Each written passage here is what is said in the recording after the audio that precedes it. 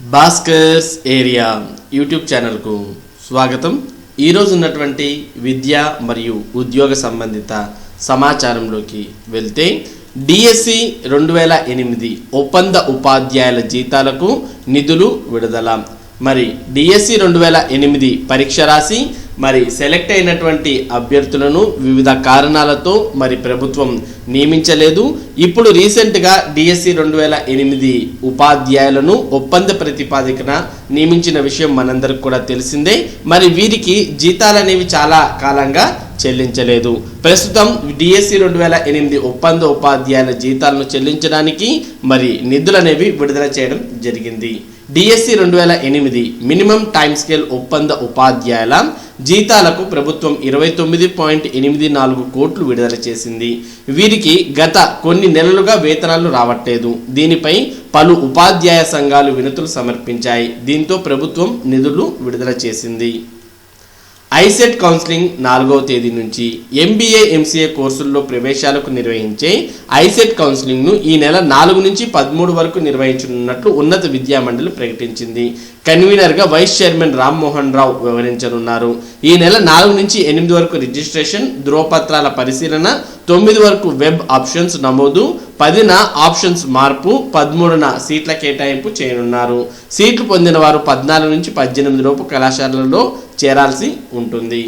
ఇక ఆదర్శ పాఠశాల ఉపాధ్యాయులకు నేరుగా PRC ఇవ్వాలి. ఒంటేరు శ్రీనివాసరెడ్డి ఆదర్శ పాఠశాలలో పనిచేస్తున్న రెగ్యులర్ ప్రిన్సిపల్లు ఉపాధ్యాయులకు 11వ PRC ప్రయోజనాలను నేరుగా వర్తింపజేయాలని ఆదర్శ పాఠశాలల ప్రోగ్రెసివ్ టీచర్స్ అసోసియేషన్ గౌరవాధ్యక్షుడు ఒంటేరు శ్రీనివాసరెడ్డి కోరారు.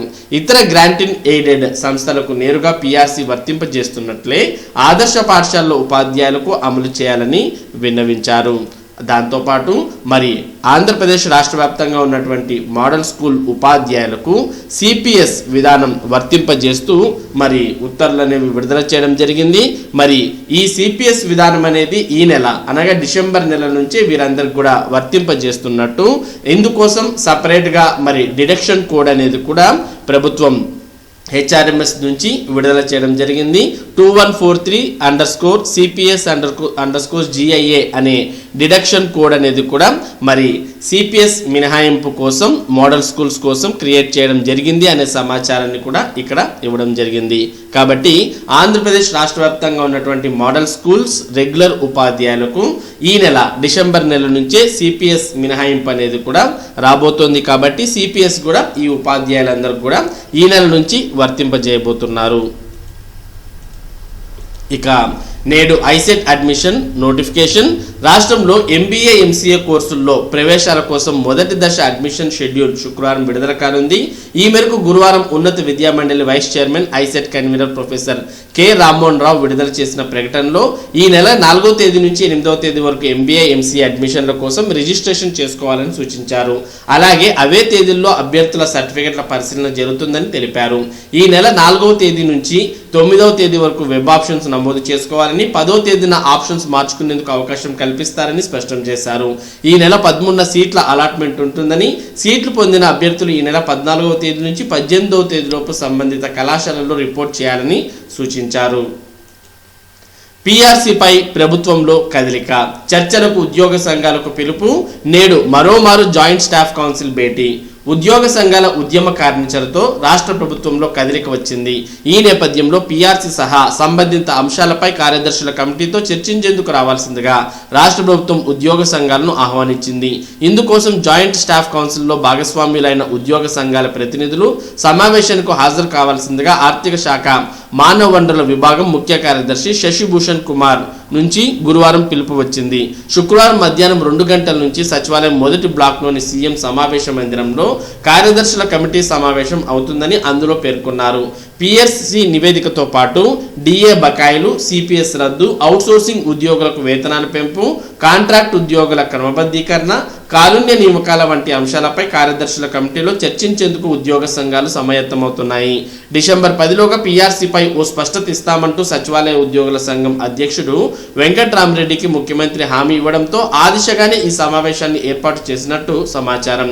ఇదిలా ఉండగా మరోవైపు ఏపీ ఎన్జీఓల నేతృత్వంలోని ఏపీ జేఏసీ, రెవెన్యూ అసోసియేషన్ నేతృత్వంలోని ఏపీ జేఏసీ అమరావతి ఉద్యోగ సంఘాల ఐక్య వేదిక కూడా 2 రోజుల క్రితం ఉద్యమ కార్యాచరణ నోటీసును సీఎస్కు ఇచ్చింది. డిసెంబర్ 7 నుంచి నిరసన కార్యక్రమాలు చేపట్టేందుకు ఉద్యోగ సంఘాలు కార్యాచరణ రూపొందించుకున్నాయి. ఈ నేపథ్యంలో ప్రభుత్వం నుంచి పిలుపు రావడంతో చర్చించాల్సిన అంశాలపై ఉద్యోగ సంఘాలు సమాయత్తమవుతున్నాయి. కాగా శుక్రవారం జరిగిన జాయింట్ కౌన్సిల్ సమావేశంలో ప్రభుత్వం ఎలాంటి నిర్ణయం ప్రకటిస్తుందో అన్న విషయంపై రాష్ట్రంలోని 13 లక్షల మంది ఉద్యోగులు, పెన్షనర్లు ఆసక్తితో ఎదురుచూస్తున్నారు. ఉద్యోగ సంఘాలతో నేడు జాయింట్ స్టాఫ్ కౌన్సిల్ సమావేశం. ఉద్యోగ సంఘాలతో పీఆర్సీపై చర్చించేందుకు ప్రభుత్వం శుక్రవారం మధ్యాహ్నం 2 గంటలకు సచివాలయంలో మరోసారి జాయింట్ స్టాఫ్ కౌన్సిల్ సమావేశం నిర్వహిస్తోంది. ఈ విషయమై ఉద్యోగ సంఘాలకు ఆర్థిక శాఖతో మానవ వనరుల విభాగం ముఖ్య కార్యదర్శి శశిభూషణ్ కుమార్ గురువారం సమాచారం అందించారు. ప్రభుత్వ ఉద్యోగులకు పీఆర్సీ, ఆర్థికేతర సమస్యల పరిష్కారానికి ఏపీ ఐకాసా అమరావతి ఈ నెల 7 నుంచి ఉద్యమ కార్యాచరణను ప్రకటించాయి.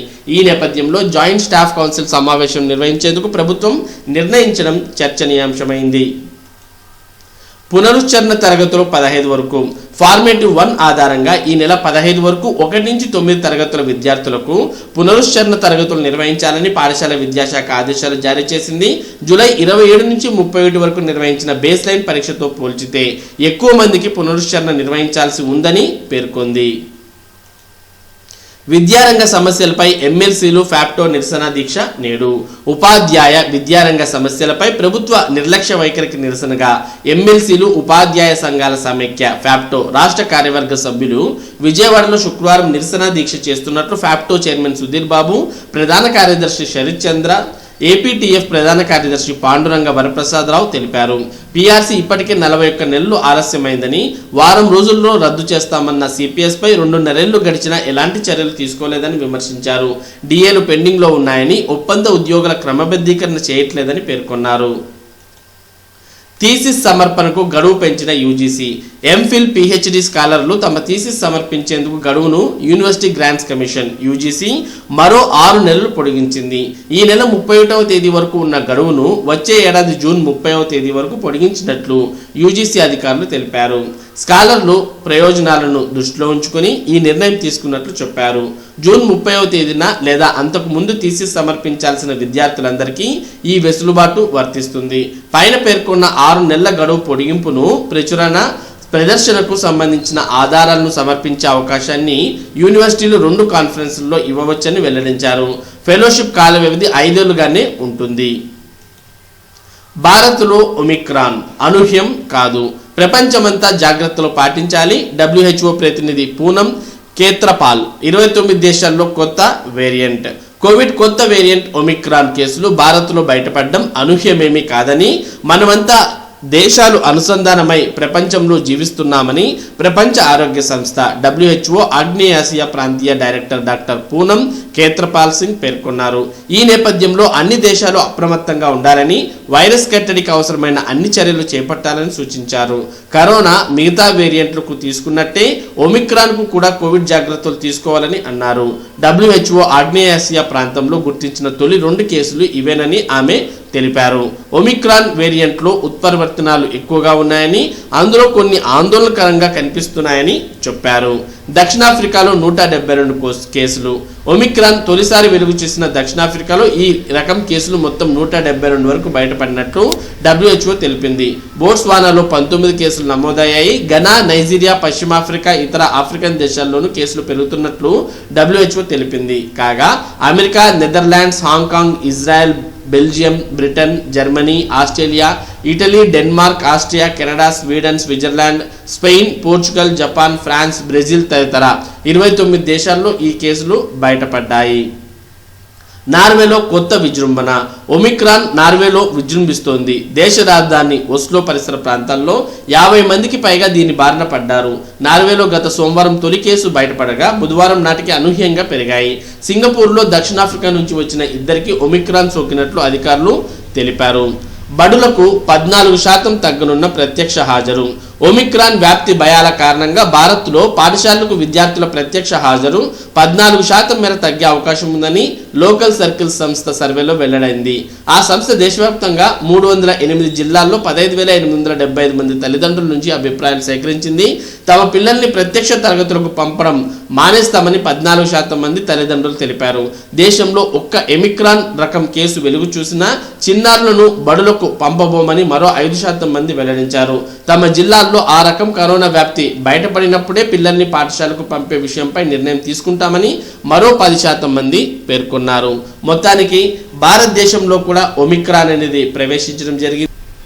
కాబట్టి భారతదేశంలో ఉన్నటువంటి వారంతా కూడా మరి కరోనాను నివారించడానికి మార్గాలైనటువంటి శానిటైజర్, మాస్క్ను తప్పనిసరిగా వాడాల్సిన పరిస్థితులు ప్రస్తుతం నెలకొని ఉన్నాయి. మరి ఇవి ఈరోజు ఉన్నటువంటి విద్యా మరియు ఉద్యోగ సంబంధిత సమాచారం. ఇటువంటి ముఖ్యమైన సమాచారాన్ని భాస్కర్స్ ఏరియా ప్రతిరోజు మీకు అందించడం జరుగుతుంది. మరి ఈ సమాచారం మీరు పొందడానికి మన భాస్కర్స్ ఏరియా యూట్యూబ్ ఛానల్కు సబ్స్క్రైబ్ అవ్వండి. Thank you for watching this video.